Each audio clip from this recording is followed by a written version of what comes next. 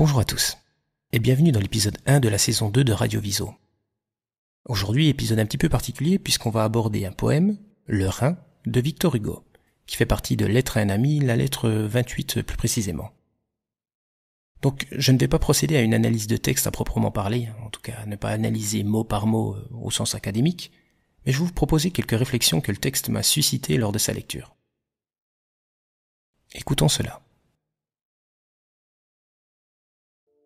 Je pense que l'étude de la nature ne nuit en aucune façon à la pratique de la vie, et que l'esprit qui sait être libre et ailé parmi les oiseaux, parfumé parmi les fleurs, mobile et vibrant parmi les flots et les arbres, haut, serein et paisible parmi les montagnes, c'est aussi, quand vient l'heure, et mieux peut-être que personne, être intelligent et éloquent parmi les hommes.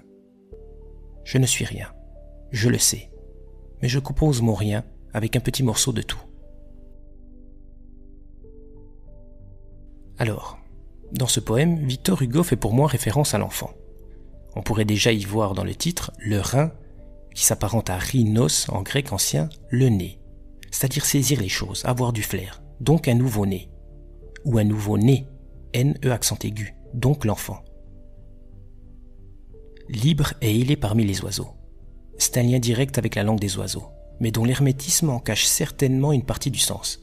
Libre, au sens d'affranchi des règles, tant de la pesanteur de la matière que de la science humaine, et combien plus encore de la langue orthographique.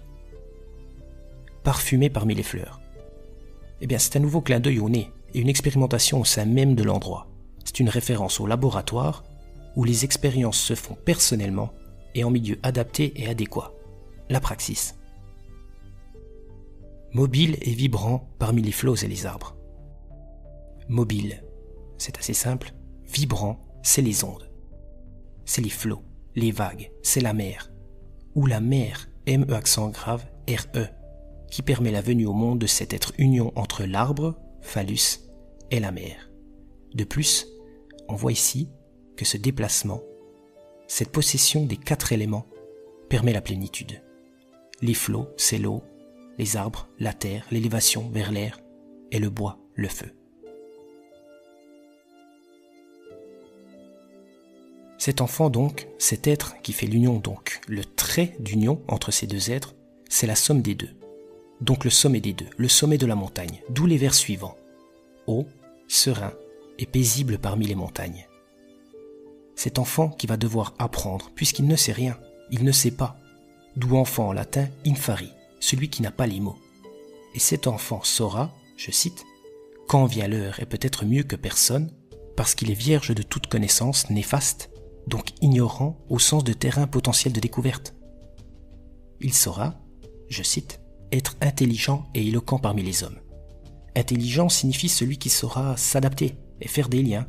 Intelligent inter lego, et parler. À nouveau, lien avec la langue des oiseaux. Et comme le disent les derniers vers, je ne suis rien, je le sais, mais je compose mon rien avec un petit morceau de tout.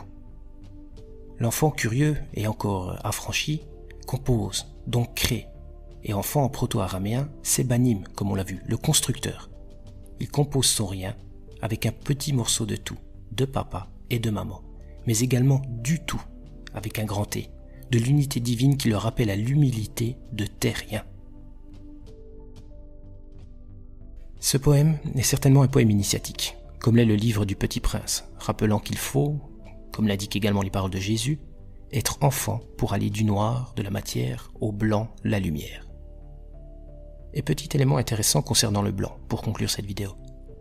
Le blanc, alba en latin, d'où albinos, albatros, ou encore l'aube, source de la journée où la lumière est blanche, est également le mot Alpes. Les Alpes, d'où le Rhin prend sa source. La boucle est bouclée. On peut donc faire le lien avec cette blancheur, cette pureté initiale, à retrouver, afin d'aller de l'humus à l'élévation. Bien à vous.